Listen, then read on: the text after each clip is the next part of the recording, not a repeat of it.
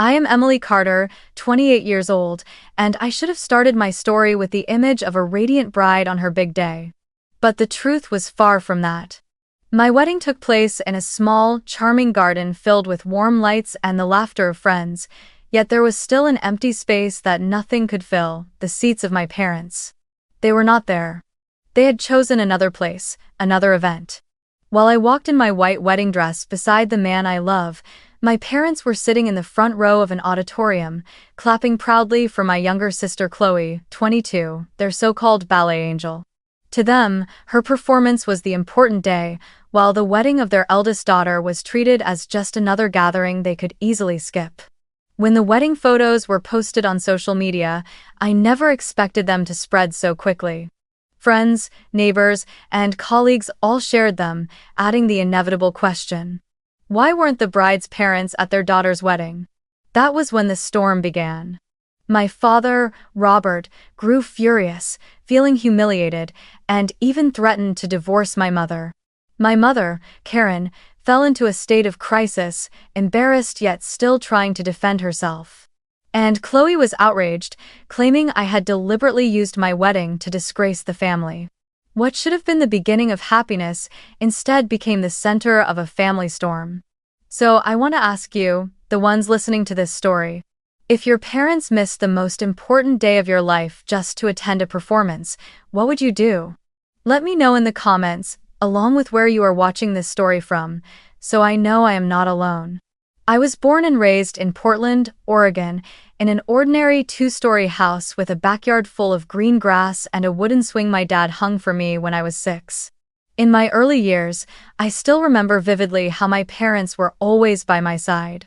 My dad often carried me on his back for walks in the park on weekends, and my mom patiently sat with me as I practiced writing my first letters. I once believed I was the center of their world, at least until my younger sister Chloe was born. From that moment, everything changed. The house that had once echoed with little stories about my school life became filled with the sounds of ballet music and Chloe's dancing steps.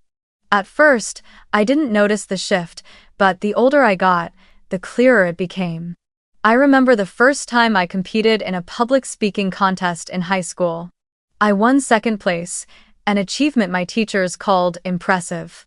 I rushed home excited to tell my mom. But instead of truly listening, she just gave me a half-hearted smile and said, "Good job, I'm proud of you. But don't forget to help me get Chloe ready for her performance tomorrow." The next morning, the whole family went to watch Chloe perform in a crowded auditorium, while my certificate sat forgotten on the dining table, its edges curling under the afternoon sundae. When I graduated high school, wearing my navy blue gown and holding my diploma, I searched for my parents in the crowd. They waved and smiled, but the first thing my mom said after we left the school grounds wasn't "congratulations." It was, "Chloe has a big competition tomorrow. Don't forget to set aside time to take her photos." The day I received my acceptance letter for a full-ride scholarship to college, the house was silent, with no cheers, because they were busy taking Chloe to a dance competition in California. I opened that letter alone, in silence, while my mom's Facebook page overflowed with photos of Chloe holding a golden trophy, showered in praise. My mother, Karen, gradually turned into a textbook stage mom. Her life no longer revolved around family or herself, but around the spotlight, the new ballet shoes, the summer art camps in New York or San Francisco. She lived through Chloe's achievements, each of her victories becoming my mother's victories. She managed Chloe's practice schedule, performance calendar, even her diet down to the last gram. My father, Robert, was always the quieter one, rarely objecting. He usually stood in the background, driving Chloe to and from rehearsals, writing checks for her dance tuition, and sometimes forcing a weak smile whenever I asked, "Dad, what about me?" I slowly learned how to stay silent, like an outsider in my own home. Every milestone of mine, from a small article published in the school magazine to my college acceptance letter, was overshadowed by photos of Chloe twirling in her white costume on stage. Sometimes, I wondered if my parents even remembered they had 2 daughters, or if in their eyes, I was just the shadow standing backstage, clapping for the star role named Chloe. In my memories, my maternal grandparents were the only ones who truly saw me not as Chloe's sister, but as myself, Emily. When I was 16, before they passed away, they left me a college fund. They always believed I had the potential to go far and deserved the support to pursue my own path. According to the family lawyer, the fund was enough to cover at least 4 years of tuition, an invaluable gift I cherished as a promise for my future. I used to dream of holding that check to pay my dorm deposit, to buy my first textbooks, to never have to worry about tuition again. But all of that vanished after what my mother called the house fire incident. When I was 17, on a winter evening, the kitchen filled with smoke from faulty wiring. The fire was quickly put out, leaving only a small section of the kitchen wall damaged. But a few months later, my mother announced that the entire college fund had been withdrawn to repair and upgrade the electrical and plumbing systems to keep the family safe.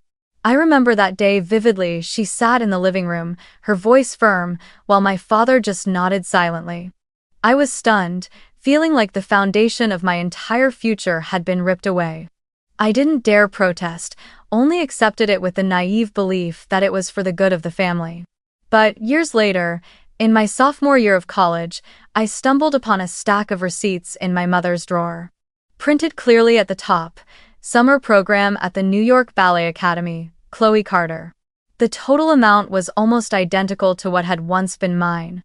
My hands shook, my chest tightened. The so-called house fire incident had been nothing but an excuse. My college fund had been used to send Chloe under the bright lights of a stage in another city. In that moment, whatever little trust I still had left in my parents shattered completely.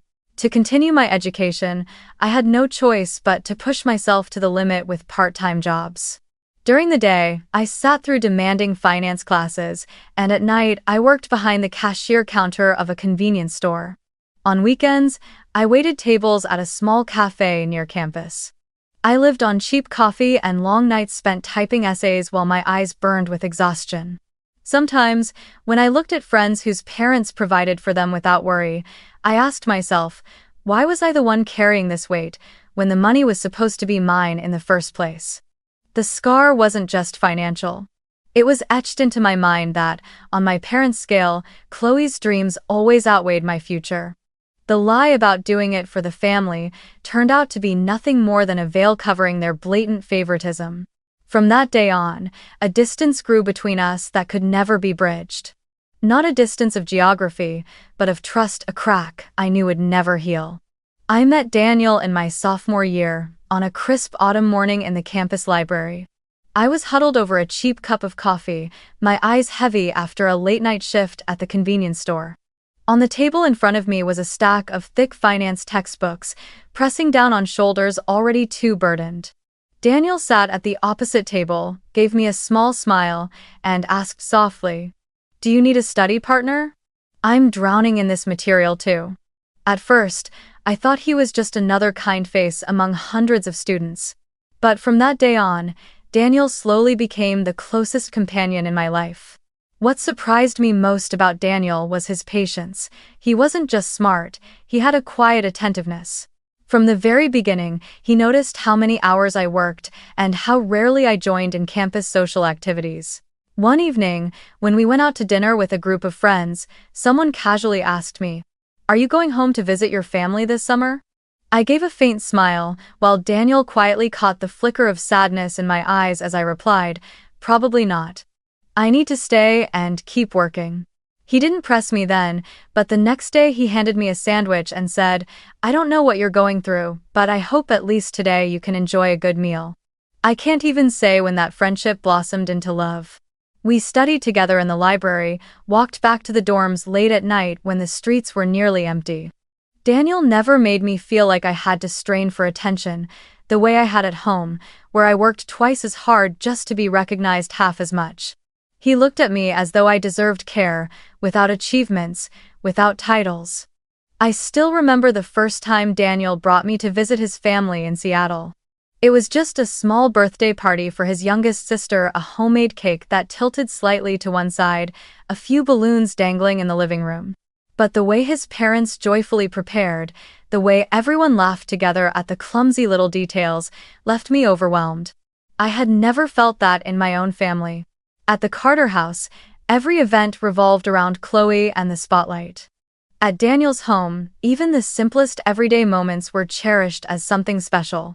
I will never forget the look in his mother's eyes. She hugged me the very first time we met and said, "Welcome to the family." I forced a smile, unaccustomed to such unconditional warmth. But inside, it felt as if an emptiness I had carried for so long had finally been filled. I was both happy and heartbroken. Happy because I had finally found a place where I belonged, and heartbroken because I realized my own parents had never given me that. Daniel saw this contrast clearly. He witnessed how every time I got a message from my mother, her words revolved only around Chloe's rehearsal schedule, as if anything I said was just an interruption. He noticed the way I shredded tissues in my hand when my mom proudly showed off Chloe's dance videos but never bothered to ask how I had done on my exams. One evening, as I sat silently by the window, Daniel placed his hand on my shoulder and said, "You don't have to wait for them to change. Build your own real family, with people who truly value you." Those words carved themselves into me. They were both comfort and a reminder that I couldn't keep chasing after love that would never come. From then on, I began to see life differently. I still worked hard, still studied just as much, but in my heart, I carried a new belief. That a brighter future was possible, not one dependent on my parents' approval, but one I could build with my own hands, with Daniel by my side. I remember one time when the university hosted a small exhibition for students. I was chosen to present my research on the financial markets. That day, I was incredibly nervous, my hands trembling as I adjusted the final slide. But when I stepped onto the stage and looked down, I saw Daniel and his parents sitting in the front row, clapping and cheering for me. That feeling, this simple but complete act of being present, gave me strength. I delivered my presentation with confidence, and when the audience rose to applaud, I knew I had done it. In that moment, I was no longer the forgotten girl standing in Chloe's shadow. I was myself, Emily, and someone truly saw me. After that day, I realized even more deeply that I didn't need a perfect family to feel loved. I needed a real family, a home where presence mattered more than medals or articles. And I knew that with Daniel, I was slowly building exactly that.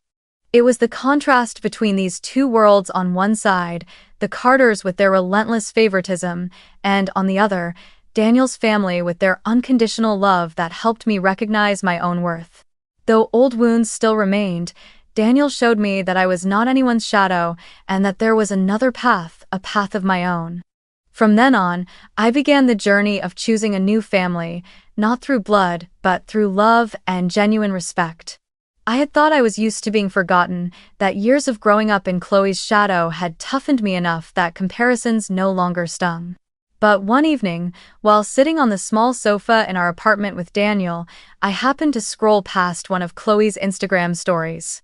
She was wearing a sparkling dance costume, spinning beneath the stage lights, with a bold caption, "Some people sit at desks, others stand on stage and shine."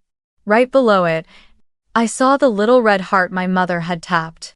I froze. Not because of the mockery, I was used to that, but because of the brazen publicness of it. For years, my parents' favoritism had been an unspoken thing everyone could sense but rarely put on display. This time, my mother didn't just silently take Chloe's side, she openly endorsed it with a single tap that carried the weight of a lifetime of comparison. The story spread quickly. Relatives, old classmates, even coworkers tagged me and left half jokes, half mean comments. "Emily, maybe you should try taking dance lessons?" Or, "Every family has its star, right?"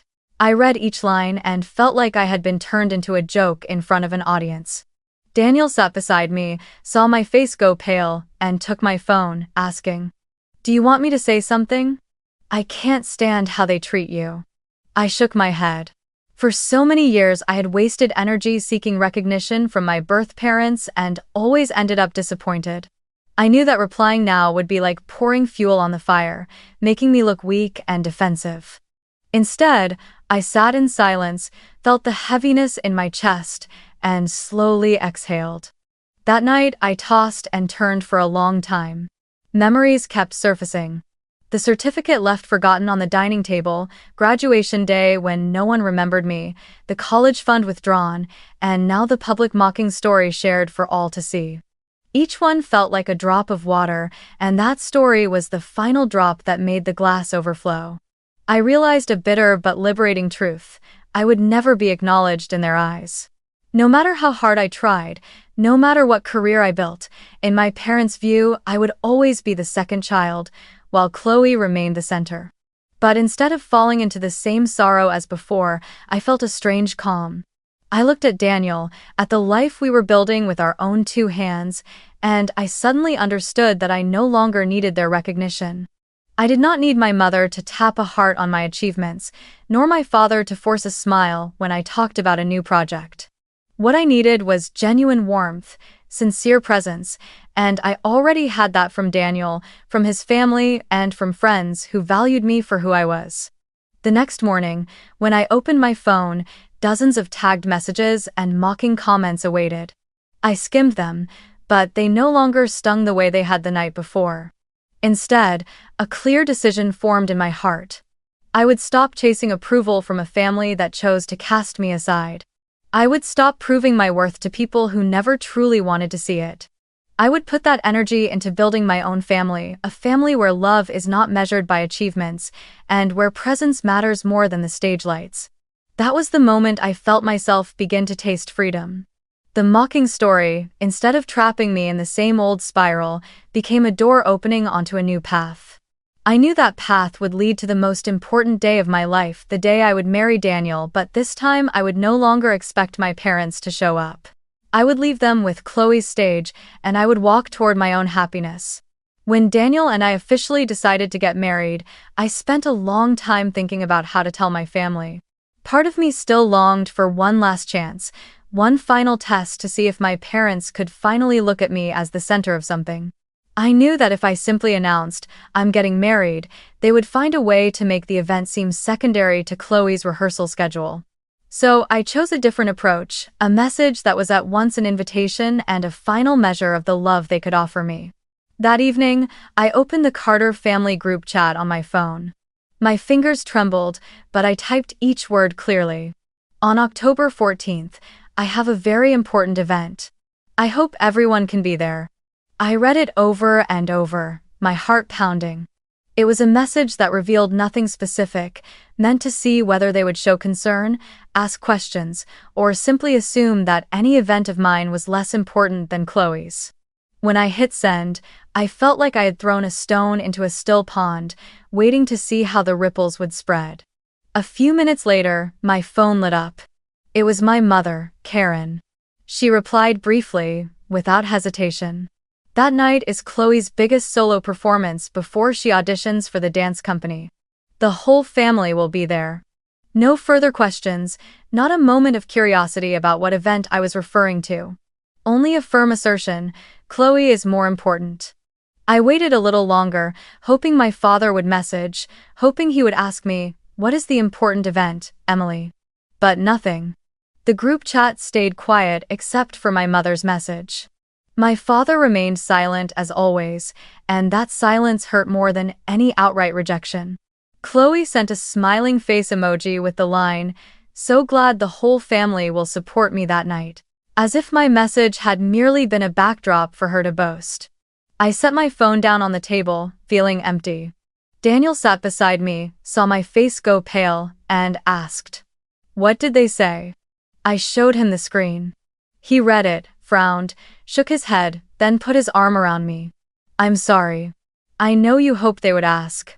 But at least now you have a clear answer." I nodded slightly, tears spilling over that I could not hold back. This was the final confirmation of what I had always known in my heart. In my parents' eyes, I was only a shadow. That night, I lay staring at the ceiling for a long time. I remembered all the times I had sent messages about my academic achievements, only to get back a half-hearted thumbs-up emoji. I remembered my 20th birthday when the whole family was away taking Chloe to a performance in another state, while I sat eating a small cake Daniel had bought for me. And now, even my wedding, the day that was supposed to be the most sacred of my life, wasn't important enough for them to even ask about. All those fragments strung together into a complete picture. My family had never truly seen me. I didn't respond to my mother's message. I didn't say another word in the group chat. I let them believe I would remain silent, just as I had so many times before. But inside, I had already made a decision. I would hold my wedding on my own terms, with people who truly wanted to be there for me, not because they felt obligated. I would step into a new life without needing their recognition. The next day, I received a few more private messages from my mother. She sent Chloe's performance schedule with a reminder. Make sure you don't overlap with that day. The whole family needs to be there to cheer her on. I read it and gave a faint smile. I said nothing about the wedding, nor did I protest. I let them believe that my important event was nothing more than a company meeting, a seminar, or some other forgettable detail in their eyes. I chose silence because this time silence was no longer surrender, it was a way of preserving my strength for myself. In the weeks that followed, as Daniel and I threw ourselves into preparing for the wedding, my family all but disappeared from the picture. No questions, no mentions, not a single word of concern. And strangely, I felt relieved. Without them, we picked the flowers ourselves, arranged the tables ourselves, made the guest list ourselves. I realized that building the most important day of my life without their interference brought me a freedom I had never known before. That test message I had sent, which once carried a faint trace of hope, ended up becoming a milestone of liberation. It was like a mirror reflecting the truth, stripping away any illusions I still held. If before I had been caught in the cycle of desperately wanting my parents' recognition, from that moment on, I knew I would never chase it again. I would let them continue living in Chloe's world, while I stepped into a new chapter, a chapter no longer shrouded in the darkness of favoritism, but filled with the light of people who had chosen to stand by me. The wedding day arrived, and it was as if Santa Barbara itself put on its purest attire. The sky was pale blue, with a few soft clouds drifting lazily in the distance, and the sea breeze carried the gentle scent of salt mixed with lavender from the garden. Our wedding wasn't held in a grand cathedral or a lavish hotel, but in the seaside garden of Daniel's aunt. It was a garden overlooking the ocean, with strings of lights hung along the paths, twinkling like a galaxy as the sun slowly dipped. In that setting, I felt an unusual stillness in my heart, as if the wounds had never existed, as if the years of being overlooked had never been. The guest list was small, only those who truly mattered. Close friends from college, a few colleagues I considered family, relatives from Daniel's side who always welcomed me warmly, and of course his family people who had not hesitated to open their arms to me from the very beginning. The crowd was not large, but every face shone with sincerity. I looked around and did not see my parents, nor Chloe. Strangely, that absence no longer made my throat tighten as it once did. Instead, I felt another circle enveloping me. A circle of people who chose to be present, not out of obligation, but out of love. When I walked down the aisle, I did not go with my father as tradition dictates.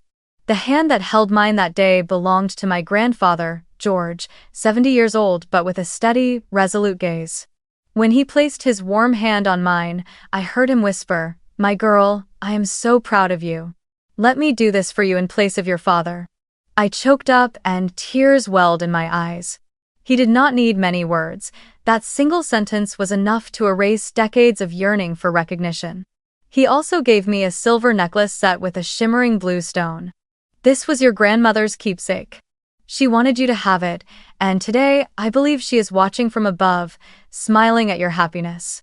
I touched the necklace and felt as if I were connected to the grandmother who once held me as a child, the only person in the family who had ever said, "Emily, you deserve to be loved." As the music began, I walked slowly, my eyes fixed ahead where Daniel waited. He wore a navy suit, his face radiant but his eyes showing the emotion of seeing me. I knew that in that moment we both thought back over the road we had traveled, the long nights I worked until exhaustion, the tears shed when my family abandoned me, and the times Daniel patiently sat beside me and listened. All of it had led us to this moment. The ceremony was simple, without a grand stage or a symphony orchestra.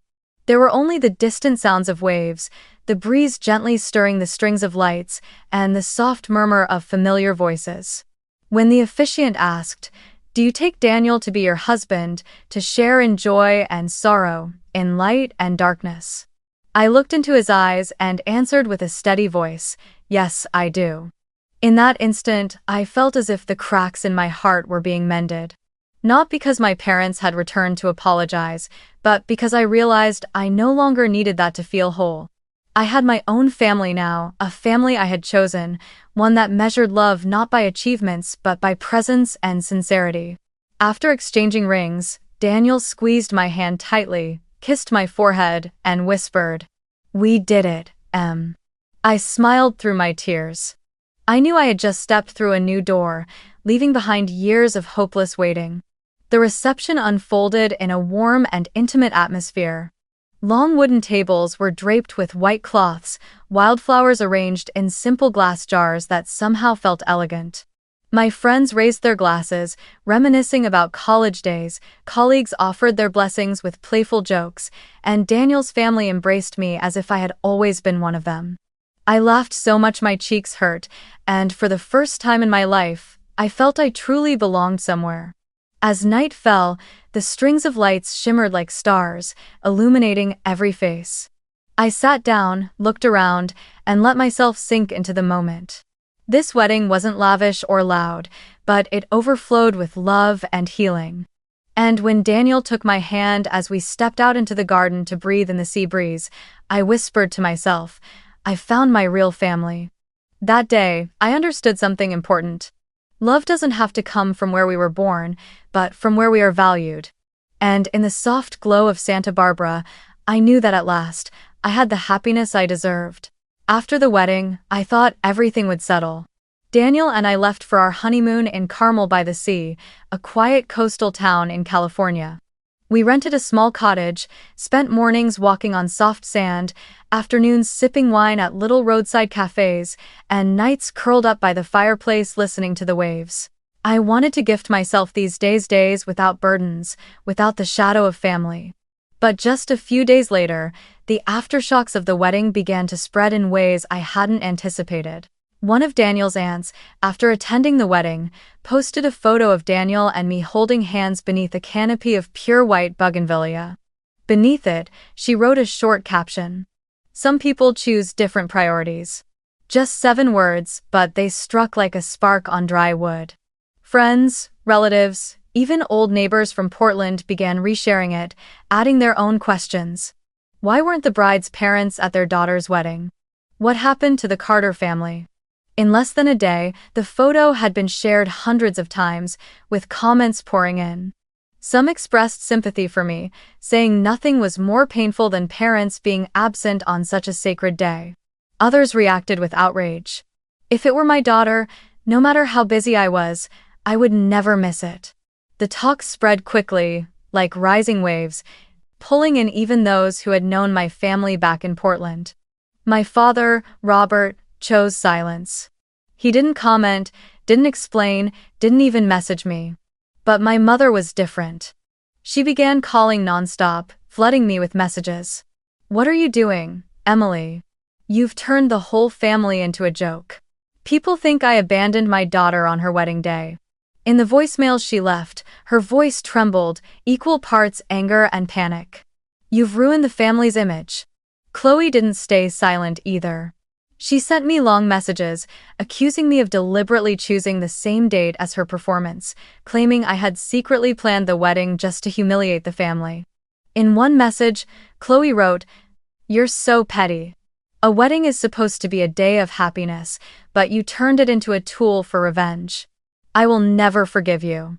I read her words, then set my phone down without replying. Daniel noticed me holding my phone all evening, my face tense. He gently said, "We're on our honeymoon. You don't have to let them intrude on this space anymore. Just turn it off." He placed his hand over mine, his gaze firm yet tender, and I listened. I turned the phone off, tucked it into the wooden drawer of the cottage, and took a deep breath. For the first time in years, I let them spin in their anger and chaos while I chose peace. What I didn't know at the time was that the post hadn't stopped at a few relatives' comments. It had spread through the entire Portland community, the place where I had grown up. Old neighbors who had once watched my parents drive Chloe back and forth to dance practice began asking public questions. A former classmate wrote, "I remember Emily in high school winning a major scholarship, but her parents never mentioned it. Now I understand." One neighbor commented, "The whole neighborhood always knew Karen lived only for Chloe's dance achievements. Now the truth is out." Those words became testimonies, echoing and amplifying until the matter could no longer be hidden. My family became the subject of gossip not because Chloe was shining, but because they had chosen to be absent on their eldest daughter's wedding day. In Portland, where everyone knew one another, it was nothing short of a public scandal. And I, during those days, was simply walking along the beach in Carmel with Daniel, hand in hand, leaving the storm behind me. I had no idea that each photo, each line of text was cutting into my parents' reputation, that every acquaintance was adding their voice to a growing tide of public opinion. All I knew in those moments was peace. I sat on the sand, the wind tossing my hair, Daniel holding me close, and I thought, at last, I had chosen right. Only when we returned from the honeymoon and I turned my phone back on did I realize how big the storm had grown. Dozens of missed calls, hundreds of messages, an inbox overflowing. I skimmed a few, saw my mother still blaming me, Chloe still furious. But among them were congratulations from old friends, from people who had quietly witnessed how I had been overlooked. They said I had finally stepped out of the shadow, that I deserved the happiness I had now. And I knew that even if my family was collapsing under anger and shame, I had found peace for myself. News of my wedding, along with the wave of public opinion sparked by my aunt's post, didn't stop at whispers in the community. It crashed directly into the Carter household like a sudden storm. The first one who couldn't endure it was my grandfather, George. He was the one who had walked me down the aisle, the one who had silently watched his son and daughter-in-law favor Chloe for years. But this time, with the entire neighborhood talking, with the family's honor turning into a public joke, he could no longer stay silent. One morning, my grandfather went straight to my parents' house in Portland. I wasn't there that day, but later I was told the entire house seemed to shake with his voice. He stood in the middle of the living room, leaning on his cane, pointing directly at my father. "Robert, you are a failure as a father. You let your wife and younger daughter manipulate you, and you abandoned your eldest child on her wedding day. Not only that, you took away her trust, took away her opportunities for years. Don't you feel ashamed?" My father sat silently on the couch, his head bowed, unable to speak a word. My mother, Karen, as always, tried to fight back. She hurried to explain, her voice flustered. "Dad, I didn't mean to. That was Chloe's biggest solo performance, her whole career depended on it. Emily, she never said it was a wedding. How were we supposed to know?" But my grandfather cut her off, his voice sharp as steel. No father, no mother, would fail to ask more questions when their child says they have an important event. That excuse only proves you never considered Emily important. And what's the result now? The entire city of Portland is laughing at this family. His words were like a blade cutting through the silence that had stood for years. My father could no longer sit still. He jumped up and shouted at my mother. "Karen, he's right. All these years I've let you run things, let you turn this family into Chloe's stage. I stayed silent because I thought it would keep the peace, but that silence cost me my eldest daughter. I can't stand it anymore." It was the first time my father publicly stood against my mother, and it was also the moment he mentioned divorce. He said directly, in front of my grandfather, that if the favoritism and selfishness continued to haunt this household, he would leave. Meanwhile, the event my family had valued above all else, Chloe's performance, did not unfold as expected. That night, she stepped onto the stage under dazzling lights, the auditorium packed with eager spectators, including my parents who sat waiting with anticipation. But in the middle of her crucial solo, Chloe slipped and lost her rhythm. The fall ruined the entire piece, and murmurs of disappointment rippled through the audience. Someone in the hall captured the moment and uploaded it online with a biting caption, "Skipped their daughter's wedding to watch this." It wasn't long before the video became the subject of mockery. People began comparing Chloe's onstage failure to Karen and Robert's failure as parents. Sarcastic comments spread quickly. That's what happens when you put your priorities in the wrong place. If they had given their eldest daughter half the attention they gave this performance, things might have been different. Chloe, who had always been accustomed to the spotlight, now faced public ridicule for the first time. She grew furious, smashing her phone after reading the comments. But the more she lashed out, the more her image became fuel for gossip. The weight of public pressure began to crush my family. Neighbors who once admired the so-called perfect family now turned away, looking at them with pity and judgment. My father's colleagues bluntly asked, "Did you really skip your daughter's wedding?" When my mother went to the market, she overheard whispers, "Stage mom, living only through her youngest child." Even within the church community she had been part of for years, people began to keep their distance. The reputation she had so carefully built around Chloe's achievements collapsed like a sandcastle. My father fell into crisis. For the first time, he faced the raw truth. He had let everything slip beyond his control. He realized that his silence and constant compromise had driven me away from the family, and now public opinion would not spare him either. My grandfather George didn't soften his words. Each time they met, he reminded him, "If you don't change, you'll lose both daughters. One already keeps her distance, and the other is being crushed under pressure." Inside that house, the atmosphere grew unbearably heavy. My mother tried to cling on, insisting that people misunderstood, that given time the gossip would fade. But my father no longer believed her excuses. He began talking about marriage counseling, even discussing how assets would be divided if divorce came. Chloe shut herself in her room, crying one moment and raging the next, turning the blame back on me, accusing me of deliberately destroying her life. But what they refused to admit is that their choices unleashed all these consequences. They abandoned me on my wedding day to gamble on a performance, and in the end both became stains on the family's reputation in the eyes of the community. This was not only the price paid by my parents or by Chloe, but a shock to the entire Carter family, a family that once prided itself on a perfect image, now shattered under society's mocking gaze. A few weeks after we returned from the honeymoon, the phone rang nonstop. This time it wasn't only my mother's angry calls, but my father's familiar hoarse voice as well. He called in a different tone, no longer rigid or cold as before. "Emily, I want to see you. Just the two of us. At that little diner you used to like, remember?" I hesitated, but finally agreed. The diner sat on a quiet street in the suburbs of Portland. It was the place my father used to take me for hamburgers when I was in 6th grade, one of the rare times I felt he paid attention to me alone.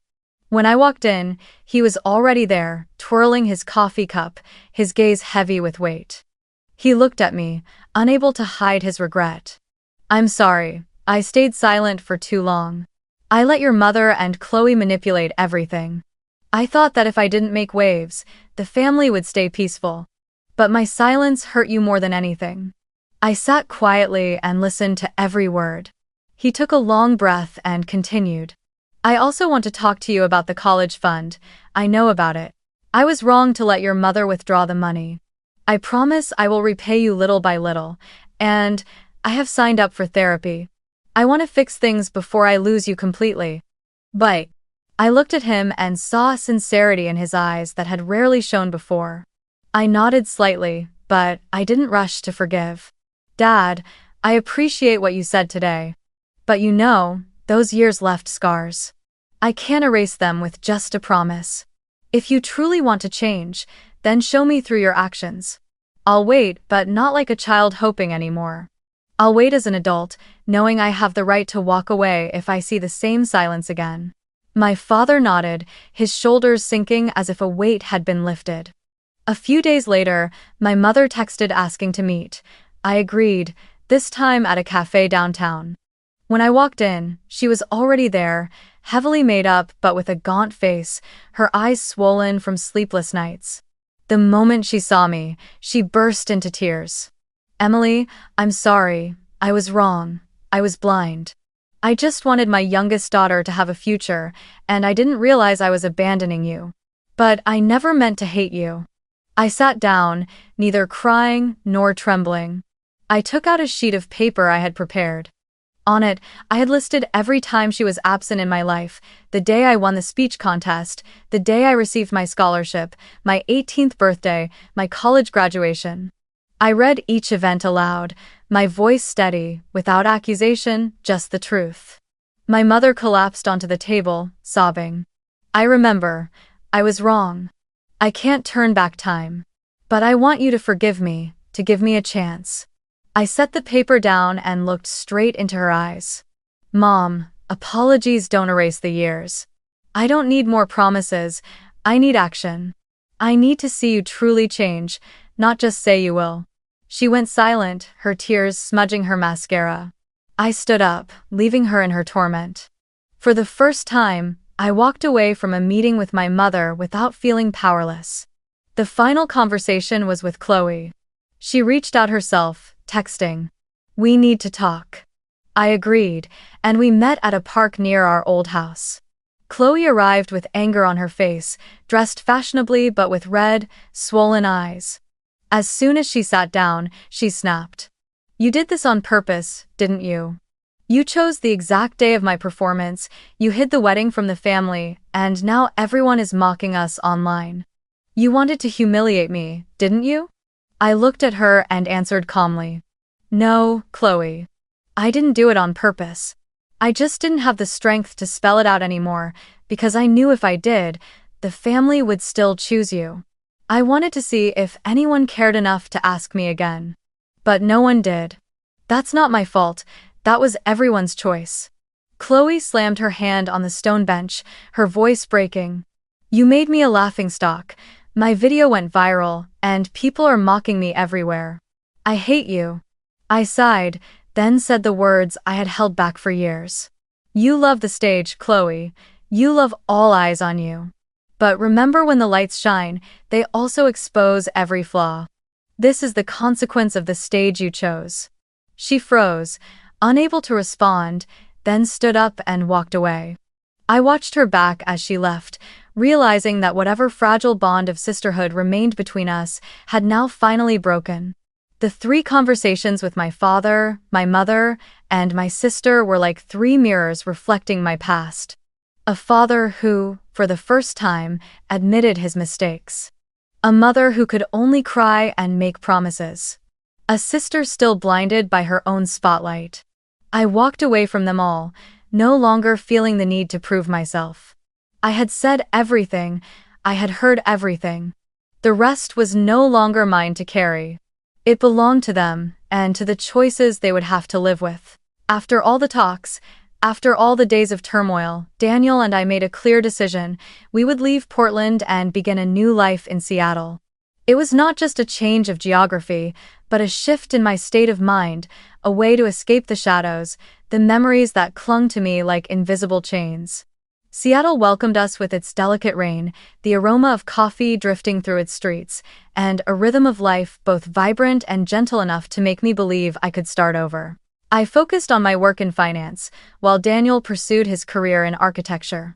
Together we laid each brick of a new home, a home that needed no stage lights, only genuine presence. What surprised me was that my father kept his word.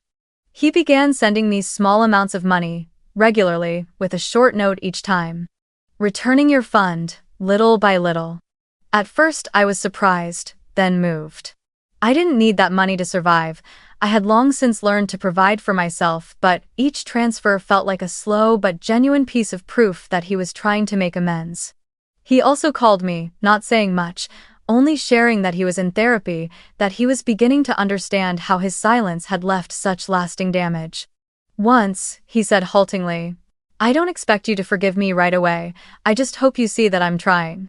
For the first time in many years, I believed he truly wanted to change. My mother was different.